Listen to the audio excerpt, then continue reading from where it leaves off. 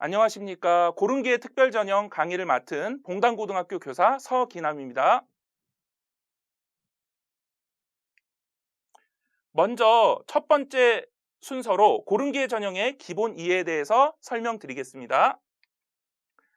고른기의 전형이란 차등적인 교육적 보상 기준에 의한 전형으로 정원대, 정원외로 선발하며 단일한 자격 기준을 가지고 선발하는 경우도 있고요. 여러 자격 기준을 묶어서 통합하여 선발하기도 합니다. 평가 방법은 고른기의 전형은 일정한 자격 조건을 갖춘 경우에만 지원이 가능하므로 자격 조건으로 이해를 하셔야 되고요. 실제 평가 방식은 주로 수시는 학생부 위주의 방식으로 평가를 하고요. 정시는 수능 위주 평가 방식과 동일하게 평가합니다. 예시를 보시면 좀 더 이해가 빠르실 텐데요. 가천대학교 전형별 모집 인원을 보시면은 학생부 교과 전형으로 농어촌 교과 전형이 있는 것을 볼 수 있고요. 똑같이 학생부 교과 성적으로 뽑지만 농어촌 자격 조건을 갖춘 학생만 농어촌 전형으로 선발을 하는 것이고요. 그 다음에 학생부 종합 전형에서도 사회 기여자, 농어촌, 특성화, 교육 기회 전형 자격 조건을 갖춘 학생들은 따로 학생부 종합 전형 동일한 평가 방식이지만 자격 조건을 갖춘 학생들끼리 평가를 하게 됩니다. 더 자세한 예시를 들어볼 텐데요. 서울대학교 종합전형 평가 방법을 비교해 보겠습니다. 우선 기회균형 특별전형 1을 보시면요. 평가 내용이 학생부 종합전형 평가 방식의 여러 가지 평가를 한다고 설명이 나와 있습니다. 그리고 일반 전형 학생부 종합전형 평가 방법을 보시면요. 복사 붙여넣기 하신 것처럼 똑같은 평가 방식으로 선발하는 것을 보실 수 있습니다. 그렇기 때문에 농어촌 전형을 어떤 자격 조건으로 이해하시는 게 훨씬 좋고요. 전형으로 이해하시기보다는 이런 평가 방법이 동일하고 자격 조건을 갖춘 학생들끼리 따로 평가를 받는다 이렇게 이해하시면 훨씬 좋을 것 같습니다. 자, 고른기에 그러면 전형 자격 조건을 알아볼 텐데요. 자격 조건은 첫 번째가 경제적으로 어려운 학생들, 기초생활수급자, 차상위계층, 한부모 가족 지원 대상자 이렇게 있고요.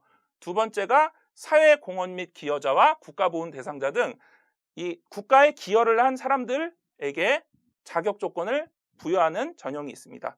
그리고 농어촌 학생이나 서해오도 지역인재처럼 교육 여건이 어려운 지역에 있는 학생들을 뽑는 전형이 있고요. 특성화 고교 같이 특수한 학교에서 졸업을 하고 대입을 치르는 학생들을 위한 전형이 있고요. 특성화 고교 같은 경우에는 특성화고를 졸업하고 나서 일선 직장에서 일을 하다가도 다시 돌아올 수 있습니다. 대학으로요. 그 다음에 기타 장애인, 만학도, 다자녀, 다문화 가정 등 다양한 방법으로 선발을 하고 있습니다. 고른기의 전형 연도별 모집 인원을 살펴볼 텐데요. 고른기의 전형의 연도별 모집 인원은 꾸준히 늘어가고 있는 추세고요. 2022년 현재는요. 정원 외에는 대학별로 따로 스스로 하기 때문에 크게 늘어나지는 않았고요. 정원 내에서 이번에 대입 공정성 강화 방안 영향으로 사회 통합 전형을 10% 이상 의무화해라 이런 조건 때문에 인원이 많이 증가해서 예년에 비해서 15.5%가 증가를 했습니다. 기회가 많이 늘어난 것이죠. 그러면은 고른기의 전형의 현황을 자세히 살펴볼 텐데요. 전반적으로 정원 내 정원외 중에서 교과 종합 전형의 선발이 두드러지는 것을 볼 수 있습니다. 그리고 정시에서는 수능 위주의 전형으로 거의 선발을 하고요. 실기 실적이나 논술 기타 전형에서는 많이 선발하지 않는 것을 볼 수 있습니다.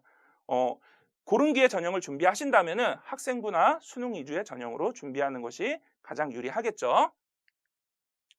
자, 두 번째 순서로 고른기의 전형의 저소득 학생 특별 전형에 대해서 자세히 살펴보겠습니다. 저소득 학생 특별 전형 지원 자격을 자세히 살펴볼 텐데요. 첫 번째, 국민기초생활보장법에 의한 수급권자. 두 번째, 국민기초생활보장법에 따른 차상위 계층. 세 번째, 한부모가족 지원법에 따른 지원 대상자가 있는데요. 이 첫 번째 국민기초생활수급권자의 경우에는 서류가 복잡하지 않지만 두 번째, 세 번째 같은 경우에는 서류가 대학에 따라서 굉장히 복잡하니까 유의해 주셨으면 좋겠습니다. 자, 그리고 저소득학생 특별전형 명칭 종류를 좀 말씀드릴 건데요. 대학마다 이 명칭이 조금씩 달라서 이 명칭을 잘 보시고 조건에 맞으시면 지원을 하면 되겠습니다. 대부분의 대학에서는 기초생활수급권자 및 차상위 계층 전형으로 이름이 붙여져 있고요. 기회균형, 고른기회, 저소득, 기회균 등 사회적 배려자, 그리고 또 다른 이름으로도 많이 불리고 있기 때문에 유념해 주셨으면 좋겠습니다. 그러면 2022 저소득학생 특별전형 현황을 수도권을 한번 살펴볼 텐데요. 교과 종합 수능 전형으로 선발을 하는데 상위권 대학에서는 주로 종합 전형과 정시의 수능 전형으로 선발을 많이 하는 것을 볼 수 있고요. 서울시립대나 학생부 교과로는 서울시립대나 일부 서울권 일부 대학들을 제외하고는 상위권 대학에서는 선발을 하지 않는 것을 볼 수 있습니다. 본인이 서울 상위권 대학이나 수도권의 상위권 대학을 목표로 하신다면은 학생부 종합 전형으로 준비를 하시고요. 본인 수능에 좀 자신 있다 하시면은 수능 위주 전형으로 준비하시면은 될 것 같습니다. 자, 그러면은 저소득학생 특별 전형 특징에 대해서 한번 살펴보겠습니다. 첫 번째, 학교급별 차이 없이 어느 학교에나 대부분 존재합니다. 아까도 말씀드렸다시피 기회균형 특별전형은 어려운 학생들에게 교육의 기회를 제공하는 것이고요. 대학에 입학할 공정한 보상을 해주는 것입니다. 그렇기 때문에 저소득 학생들이야말로 이런 보상을 받을 때 가장 합당하다고 볼 수 있는데요. 그래서 대부분의 학교에서 존재를 합니다. 자, 그리고 주의하셔야 될 게 특목고 자사고 지원자가 존재하는 거에 대해서 여러분들이 유념을 하셔야 될 것 같습니다. 이 특목고 자사고는 고등학교 입학 시에 사회 배려자 전형으로 일부 학생을 선발을 합니다. 그렇게 될 경우에는 교과 전형에서는 문제가 되지 않는데 종합 전형으로 이 학생들이 지원을 했을 때 학생부 종합적인 평가에서 우수한 평가를 받을 가능성이 높습니다. 만약에 내신이 아주 낮은 상태라면은 문제가 되지 않겠지만 특목고나 자사고에 저소득 학생 특별 전형으로 지원하는 학생이 성적도 높고 학생부도 우수하다면은 생태계 파괴자가 되겠죠. 굉장히 경쟁 상대에서 엄청 유리한 고지를 점하게 될 거예요. 그것을 좀 유념해 줬으면 좋겠고요. 학교 밖 청소년도 지원이 가능합니다. 학교 밖 청소년 같은 경우에는 교과 종합 전형 모두 지원이 가능한데요. 교과 전형 같은 경우에는 검정고시를 통해서 비교 내신을 보통 부여를 하고요. 종합 전형에서는 생기부 대체 자료를 만들어서 지원을 할 수 있습니다. 그래서 일반 종합 전형에도 있지만 저소득 학생 특별 전형에도 이렇게 학교 밖 청소년들이 지원을 할 기회가 있습니다. 그리고 학생들의 입시 경향을 살펴보면요.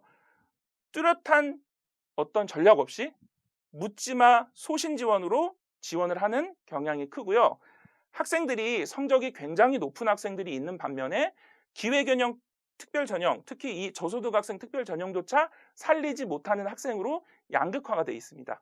그렇기 때문에 우리 학교 일선 학교에서는 저소득 전형 특별 지원 전략을 세우기 위해서 노력을 하지만 이 전략을 세우기가 상당히 쉽지가 않고요. 사례수가 굉장히 적습니다.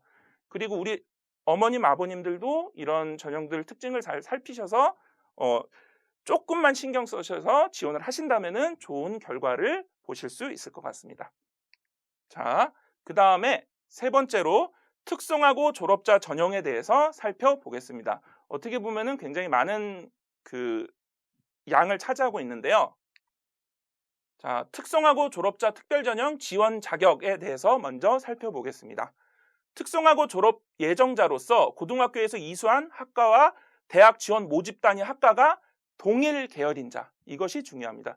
특성화고를 졸업해서 아무 학과나 지원할 수 없고요.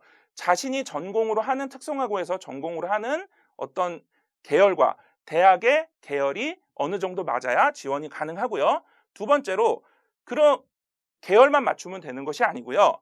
특성화고고에서 이수한 교과목이 해당 모집 단위와 관련된 전문 교과를 30단위 이상 이수한 경우에만 지원이 가능합니다. 자, 그러면은 한번 특별 전형 지원 자격에 대해서 살펴보겠습니다. 모집 단위가 앞에는 대학의 모집 단위고요. 뒤에는 출신 학교별 기준 학과입니다. 이렇게 출신 학교별 기준 학과가 많은 이유는요. 특성화 고교에 따라서 과목이 이렇게 다양하기 때문에 어떤 카테고리화해서 해당 대학의 모집 단위에 지원할 수 있는 것이고요. 경제학과 같은 경우에는 경영이나 정보나 물류 같은 혹은 회계 이런 계열의 과목을 특성화 고교에서 전공을 이수했으면 지원을 할 수 있고요. 식품산업안전관리학과도 여기 정보나 농산물 유통, 그리고 건축공학부 같이 이공계 같은 경우에는 건축기계, 농업기계 등등 이공계의 웬만한 출신 학과를 나왔으면 지원이 가능하고요. 자, 그 다음에 인문어학 계열 같은 경우에는요, 이 특별한 제한이 있는 것이 아니고요. 웬만한 학과에 인문학 계열의 특성화고 출신 학과를 나왔으면 지원이 가능합니다. 심지어 상경계를 나와도 지원이 가능하죠. 그래서 좀 넓게 바운더리를 치고 있으니까 잘 알아보시고 지원하시면 될 것 같습니다. 특성화고등학교 학교별 현황에 대해서 살펴보겠습니다. 먼저 가장 많이 뽑는 계열은 공학계열이나 사회계열 같은 취직에 유리한 어떤 학과를 가지고 있는 이런 계열을 많이 선발을 하고요. 인문이나 교육이나 이런 인문 사회계열 계열 같은 경우에는 취직과 직접적으로 연관이 없는 학과들이 많기 때문에 선발 인원이 가장 적습니다. 요것을 유념해 줬으면 좋겠습니다. 자, 그리고 특성화고교 졸업자 현황 수도권에 대해서만 한번 살펴보겠습니다. 수도권 대학들의 특성화고교 졸업자 전형을 한번 살펴보시면요. 교과, 종업, 수능을 모두 고르게 선발하는 것을 보실 수 있습니다. 특히 그래도 그중에서 종합전형에서 서울에서 종합전형으로 많이 선발을 하는데요. 선발 인원을 종합전형을 한번 자세히 살펴보겠습니다. 특성화고교 졸업자 전형 한번 자세히 살펴볼 텐데요. 가장 많은 인원을 선발하는 한양대학교, 그 다음에 동국대학교 이렇게 인원들이 많이 선발을 하고 있고요. 대부분의 학교에서 20-30명 이상 선발을 하기 때문에 이 학생부 종합전형은 비교과 내용까지 보기 때문에 특성화고교 졸업자 여러분들께서도 졸업 예정인 분들도 마찬가지죠. 특성화고교 졸업자 전형을 활용하기 위해서는 비교과 영역의 관리가 필수라고 볼 수 있습니다. 그렇기 때문에 비교과 영역을 관리하시고 내신 성적을 잘 관리하신다면은 학생부 종합전형으로 이렇게 지원을 많이 하실 수 있습니다. 자, 그리고 특성화고교 졸업자 전형 교과, 수능 최저가 있는 경우만 한번 추려보았는데요. 특성화고교 수능 최저를 보시면은 2개 합 5나 2개 합 6 같이 굉장히 특성화고교임을 감안하면은 수능 최저가 높은 경우도 있고요. 1개 영역만 4등급을 충족하면 되는 이런 경우도 있습니다. 수능 최저를 충족하게 되면은 실질 경쟁률이 많이 하락하기 때문에 이 수능 최저를 무조건 피해 간다기보다는 1개 내지 2개를 충족하면 되기 때문에 3개도 있지만요. 이 수능 최저를 충족하게 되면 실질 경쟁률이 많이 하락하기 때문에 1-2개 정도만 열심히 해서 충족을 시킨다면은 오히려 합격 확률이 올라갈 수가 있습니다. 특히 직업탐구 영역은 탐구에 비해서 조금 유리한 경향이 있기 때문에요. 직업탐구 영역으로 하시고 영어가 절대평가이기 때문에 영어로 맞추시는 게 제일 좋고요. 꼭 그런 것보다는 본인이 잘할 수 있는 과목 1-2개 열심히 해서 수능 최저 충족하시는 방법이 오히려 좋을 수도 있고요. 그것도 아니라면은 이 수능 최저가 있는 전형들은 수능에 정말 자신이 없다면은 피해가는 이런 전략을 사용하시면 될 것 같습니다. 자, 특성화고교 졸업자 전형 교과 점수 산출 방법을 한번 살펴볼 건데요. 수원대 예시를 들어보겠습니다. 특성화고교 졸업 전형 어디 가나 대학 홈페이지에서 합격자 평균을 보시면은 굉장히 높게 돼 있는 것을 볼 수 있습니다. 일반 전형에 비해서 1-2등급 이상은 높은데요. 그 이유는 생기부 반영 방법과 특성화고교 전체적으로 내신을 봤을 때 높은 등급의 학생들이 상위권에서는 거의 1-2등급이 대부분이기 때문입니다. 먼저 반영 과목을 보시면요. 국어, 수학, 영어, 사회교과 혹은 국어, 수학, 영어, 과학교과에서 상위 5개 등급만 반영하고요. 수원대의 경우에는 3학년 1학기까지만 반영합니다. 졸업자까지도요. 자, 근데 이게 왜 그러면은 높게 반영이 되냐면요. 특성화고교 학생들은 국어, 영어, 수학, 사회 교과를 많이 이수하지 않기 때문에 몇 개만 잘 관리하면은 등급이 굉장히 올라가게 되고요. 일반계 고보다는 아무래도 성적 경쟁이 치열하지 않겠죠. 그렇기 때문에 성적이 굉장히 높게 되고요. 그리고 반영 교과목이 5과목 미만일 경우에는 이수한 교과목만 반영하는 조건도 수원대에 있기 때문에 굉장히 성적이 높게 합격생들의 라인이 형성이 됩니다. 자, 그리고 명지대를 한번 살펴볼 건데요. 명지대 같은 경우에는 이 학생부 선발 방법에서 국어, 수학, 영어, 국수, 영사, 과뿐만 아니라 특성화고교는 전문교과까지 포함해서 선발을 합니다. 전문교과까지 포함해서 성적을 산출해서 선발을 하기 때문에 수원대 같은 다른 대학에 비해서는 또 다른 방식으로 선발을 합니다. 이렇게 대학별로 산출하는 방식도 다르기 때문에 부모님들께서는 이 산출 방식이 다르다는 것을 유념해 두시고 각 대학별로 지원하는 전략을 생각해 보셔야 될 것 같습니다. 그러면은 특성화고교 졸업자 전형이 일반 교과와 비교했을 때 얼마나 높은지 한번 살펴볼 텐데요. 먼저 모집 단위별로 경제학부 요 앞부분이 특성화고교 합격자, 요거는 수원대 예시고요. 합격자고요. 그 다음에 경상대학 경제학부 요 4.4 평균 4.4가 나온 것은 일반 학생부 교과 전형의 평균입니다. 성적을 보시면은 똑같은 학부에서 2등급 이상 차이가 나죠. 이 정도 차이는 2등급 정도, 1, 2등급 이상 정도는 차이가 나신다고 보시면 되고요. 이 산출 방식이 다르고 성적대가 되게 다르게 분포하기 때문에 지원 전략을 특성화고교에서는 따로 생각해서 지원을 하셔야 될 것 같습니다. 자, 그러면은 앞에 살펴본 내용을 정리를 해볼 텐데요. 선취업 후 진학 학교 구조들이 대부분이라서요. 졸업자 및 재직자 전형까지도 있기 때문에 그런 것을 고려해야 할 것 같습니다. 근데 최근은 취업보다는 진학 위주로 되기 때문에 이 학교에서도 도움을 많이 받을 수 있습니다. 이 진학에 대해서 선생님들께서 많이 도와주시고 하기 때문에 그런 특징도 있고요. 그리고 일부 학교 및 학생에서는 진학 역량이 좀 미흡한 감이 있는데요. 특히 뭐가 미흡하냐면은 학생부 종합전형 준비에 대해서는 좀 미흡한 면이 있습니다. 그 부분은 다른 선생님들께서 진학보다는 아무래도 취업에도 신경을 써야 되는 부분이 있기 때문에 다소 미흡한 부분이 있지만 본인이 진학에 대한 열의를 보이고 1학년 때부터 관리를 하신다면은 이것도 충분히 극복할 수 있으리라고 생각이 됩니다. 그리고 특성화고졸 전형보다는 일반 전형을 지원하는 추세가 증가하고 있는 것도 좀 특징인데요. 그 이유는 뭐냐면요. 처음에 학생들이 계열을 정하고 왔지만 그 계열 안에서만 지원할 수 있는 게 특성화고교 졸업자 전형입니다. 그 계열을 탈피해서 지원하려면은 특성화고교 졸업자 전형을 살릴 수 없기 때문에 그렇게 지원하는 경우도 있는데요. 이때는 아까 말한 특성화고교만의 성적 상출 방식이 있었죠. 그거 말고 일반계고 학생들과 동일한 성적 상출 방식을 갖고 지원을 하고요. 그러면 똑같은 경우에는 지원이 아예 안 될 수도 있고요. 교과 전형 같은 경우에는 산출이 안 되니까. 그리고 종합 전형에서는 유불리가 확실히 말은 못하겠지만 불리할 가능성도 상당히 있기 때문에 유불리를 따지셔서 지원을 하시면은 좋을 것 같습니다. 그리고 아까 보셨다시피 상위권 대학을 가기 위해서는 학생부 종합 전형으로 지원하시는 것이 대학의 풀이 넓습니다. 그렇기 때문에 이 평가 방식에서 자기소개서도 보고 비교과 활동도 보고요. 때에 따라서는 종합전형 형식의 면접도 있기 때문에 이것을 전부 준비하셔서 지원을 하셔야 좀 더 넓은 대학 풀을 가지고 고르실 수 있을 것 같습니다.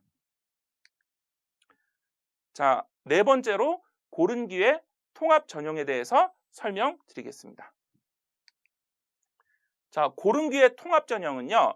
아까도 설명 처음에 드렸다시피 이 한 가지 조건으로 뽑는 게 아니라 여러 조건을 뭉뚱그려서 선발을 하는 건데요. A 대학 같은 경우에는 고른 기회 원이 국가보훈, 저소득, 농어촌. B 대학 같은 경우에는 국가보훈, 저소득, 서해오도, 만학도. C 대학 같은 경우에는 국가보훈, 농어촌, 특성화고 졸업자. 이렇게 묶어서 전형을 선발하는 것을 고른기회 통합전형이라고 합니다. 자, 고른기회 통합전형 주요 대학의 현황에 대해서 살펴볼 텐데요. 전형 방법은 종합교과 다양하게 있지만 종합전형이 상당히 많은 편이고요. 지원 자격을 보시면은 여러 지원 자격이 있지만 국가보훈 대상자가 전부 포함된 것을 보실 수 있습니다. 가나다 순이고요. 다음 페이지에서 또 살펴보겠습니다.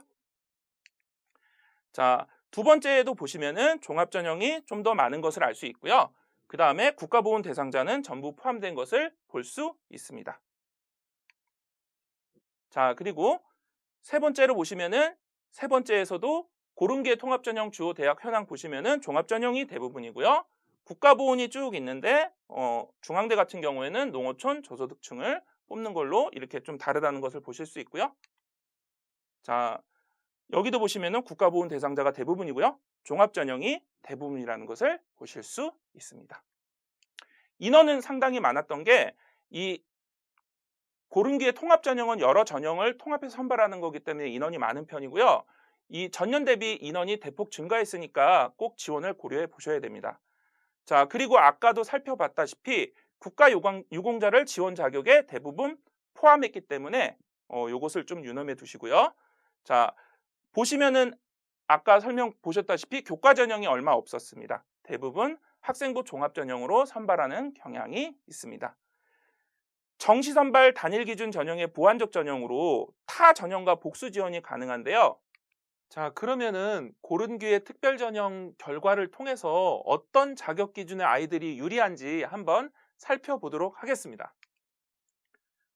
지원자를 먼저 살펴볼 텐데요. 지원자를 보시면은 이 붉은색이 농어촌이고요. 두 번째로 많은 파란색이 기초생활수급자, 그리고 세 번째로 한부모가 많고 그 다음에 차상위 계층 순으로 순서가 되는데요. 실제 등록자 비율을 보시면은 어떤 지원 자격 조건을 갖춘 학생들이 유리한지 알 수 있습니다. 자, 등록자를 보시면은 농어촌 학생들이 상당히 많은 비율을 차지하는 것을 볼 수 있고요. 나머지 지원 자격을 갖춘 학생들은 전부 다 지원자에 비해서 등록자가 적은 것을 볼 수 있습니다. 그것은 농어촌은 지역의 특성인데요. 농어촌 지역에 있는 자격 조건을 갖춘 학생들이 지원을 할 수 있죠. 근데 그 농어촌 안에서 굉장히 인력 풀이 다양하기 때문에 이런 현상이 발생하는데요. 굉장히 공부를 잘하고 어떤 여건이 잘 갖춰진 학교도 있는 반면에 지역적인 요건이나 개인적인 어떤 성적이나 비교과 활동 등등이 잘 갖춰지지 않은 학생들, 이렇게 여러 다양한 인력풀이 있기 때문에 상당히 좋은 조건을 갖춘 농어촌 학생들이 조금 많아지면은 이렇게 될 수 있는 거고요. 결과적으로 결론이 이렇게 나왔기 때문에 유리한 지원 자격 조건을 갖춘 농어촌 학생들이 다른 학생들에 비해서 많다는 것을 알 수 있죠. 그러면 이것을 활용할 때는 어떻게 활용해야 되냐면요.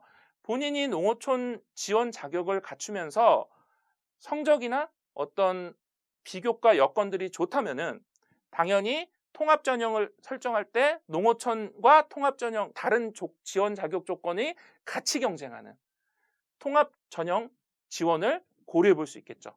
반대로 본인이 농어촌 지역에 사는 학생이 아니고 국가보훈이나 만학도, 기초생활, 차상위, 한부모 등등의 지원 자격 조건을 갖춘 학생이라면은 농어촌이 같이 섞여 있는 통합전형은 피해 가는 것도 생각해 볼 수 있겠죠.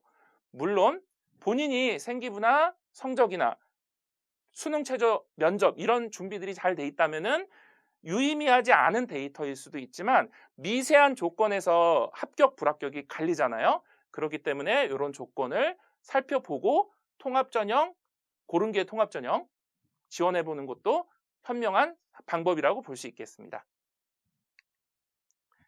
자, 다음으로 기타 특별 전형에 대해서 설명드리겠습니다. 기타 특별 전형은 나머지 뭉뚱그린 전형 외에 여러 가지를 한번 설명드릴 건데요. 사회공헌자 특별 전형이 있고요. 사회공헌자 특별 전형은 보시면은 자녀가 붙은 것을 볼 수 있습니다. 자녀. 그러니까 부모님이 사회에 기여를 해서 그 자녀분이 혜택을 보는 것이기 때문에요. 본인이 소방공무원이면은 뭐 대학을 갈 가능성이 없겠죠. 그런 경우는 없으니까. 예. 자, 그리고 사회 배려 대상자 특별 전형이 있는데요. 이것은 그 경제적으로 어려운 아이, 그 다음에 지역에서 소외된 아이들 외에 나머지 어려운 아이들. 예를 들어서 장애인 부모 자녀, 다문화, 다자녀 가구. 다자녀는 근데 제가 생각했을 때는 사회 기여자라고 생각해도 될 것 같아요. 어쨌든 다자녀는 좀 어렵다고 생각해서 배려자에 넣었고요. 조선가정, 소년소녀 가장, 복지시설 생활자, 북한 이탈 주민, 그 다음에 소아암, 백혈반 병력자 등등 다양한 전형이 있고요. 요거까지 하면은 이제 어려운 그 학생들, 경제적으로 어려운 학생들을 모두 뭉뚱그렸다고 볼 수 있고요. 자, 현황을 보시면은 교과 전형은 서울에서는 거의 없고요. 종합 전형으로 이것도 지원을 해야 된다는 것을 보실 수 있습니다. 인천, 경기에서도 주요 대학들이 몇 개 있지만 서울에서 그 인천, 경기에서 또 다시 보시면은 종합 전형이 조금 더 많은 대학이 선발하는 것을 알 수 있죠. 그래서 다자녀 학생 같은 경우에도 학생부 종합 전형으로 선발 인원이 많다. 이것을 좀 유념해 두셨으면 좋겠습니다. 자, 기타 특별 전형 특징을 보시면요. 사회 공헌자는 본인이 아닌 부모님 자격으로 지원 가능한 경우니까 이것을 유념해 두시고요.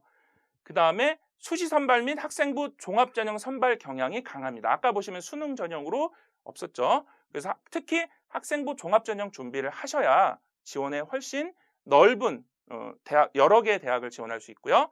상위권 대학은 특히 종합 전형 준비가 필수니까 비교과 준비, 그 다음에 자소서나 면접 이런 것들 준비가 필수라고 볼 수 있겠습니다.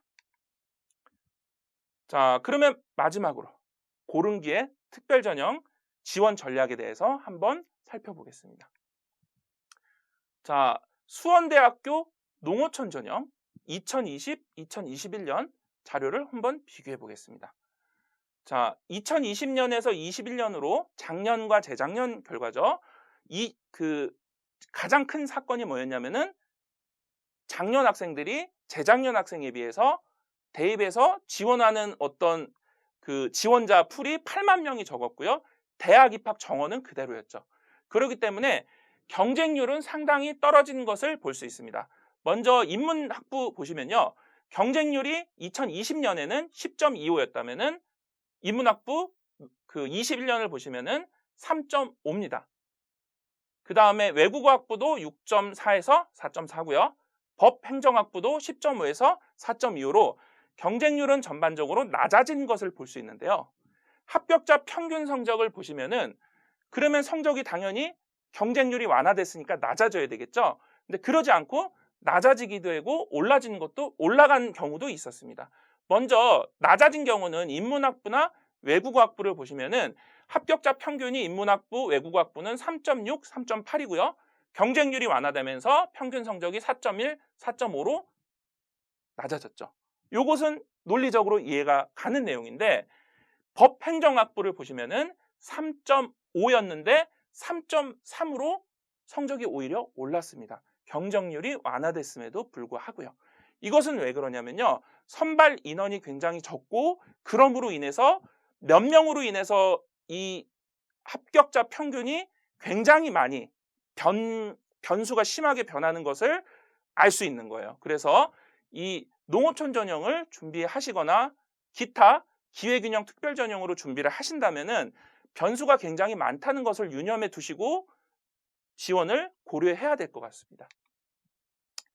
자, 그러면 아까 성적을 먼저 살펴봤고요. 그 다음에 전반적인 정리를 한번 해볼 건데요. 먼저 지원 자격을 정확히 확인하셔야 됩니다. 특히 서류상으로 확인을 반드시 하셔야 되는데요. 서류는 1년 전에 띈 것은 안 되지만 3개월이나 뭐 한 달이나 이렇게 기간을 주거든요. 그래서 서류를 반드시 확인해 보셔야 됩니다. 서류상으로는 기초생활소득자는 모르겠지만 차상위 계급자는 서류상으로 안 되는 경우가 꽤 있고요. 농어촌도 여러 가지 변수로 인해서 농어촌 자격 조건에 안 되는 경우가 있고요. 여러 가지 변수가 있기 때문에 서류상으로 꼭 확인해 보시고 지원이 되는지 안 되는지를 미리 따져 보셔야 됩니다.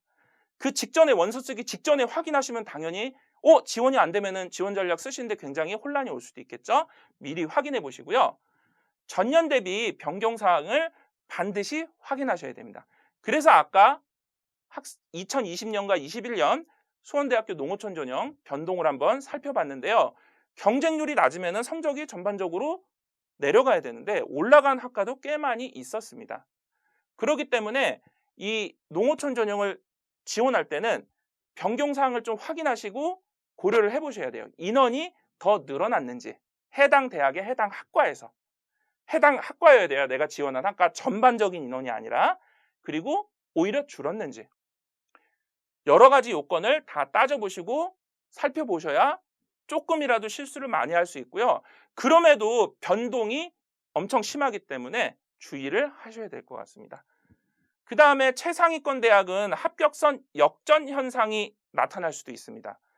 이것은 인원이 적기도 하고 여러 가지 조건에 의해서 그런 것인데요. 이 최상위권 대학의 농어촌이나 기타 기회균형 전형 여러 전형들을 인원수를 보시면은 거의 한두 명, 세네 명 뽑기 때문에 인력풀이 적기 때문에 오히려 일반 전형이나 일반 종합 전형이나 교과 전형보다 성적대가 높게 형성되는 것을 볼 수 있어요. 그러면 차라리 일반 교과나 종합으로 지원했을 때 합격을 할 수 있었는데 농어촌이나 기타 기회균형 특별전형으로 지원했을 때는 불합격을 할 수 있는 경우가 생겨요. 그렇기 때문에 주의를 하셔야 되고요.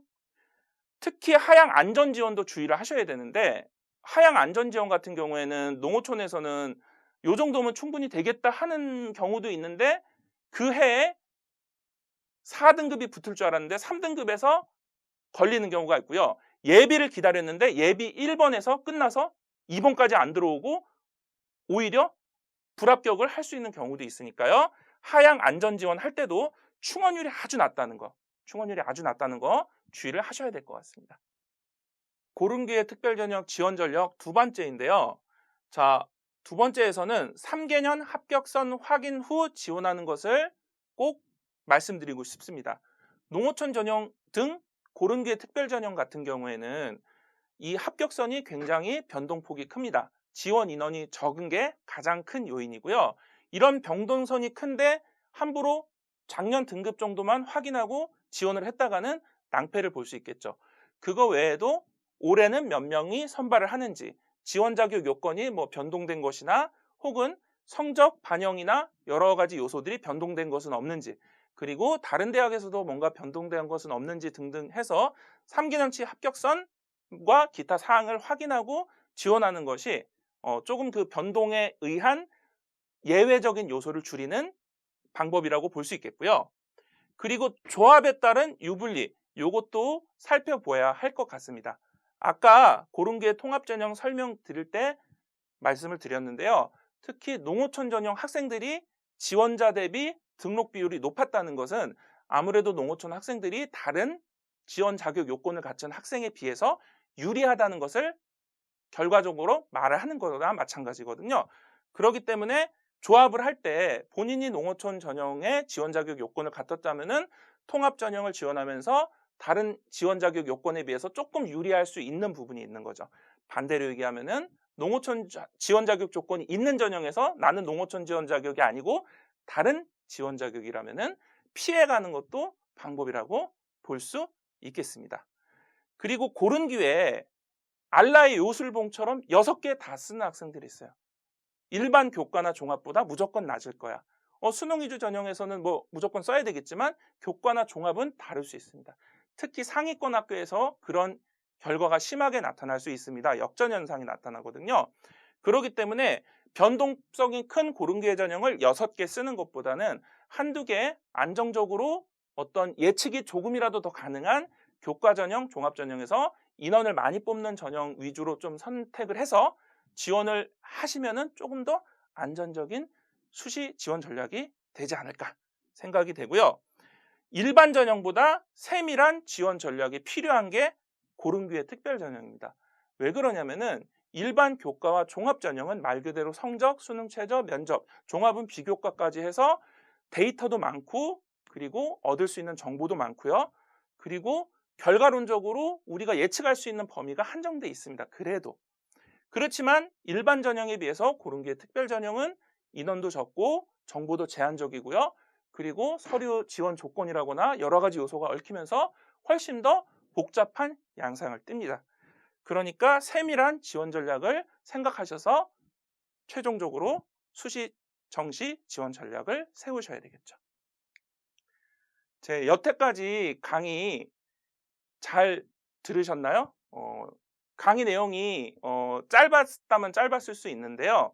많은 내용을 다루지 못해서 좀 아쉽지만 이것으로 마치겠고요.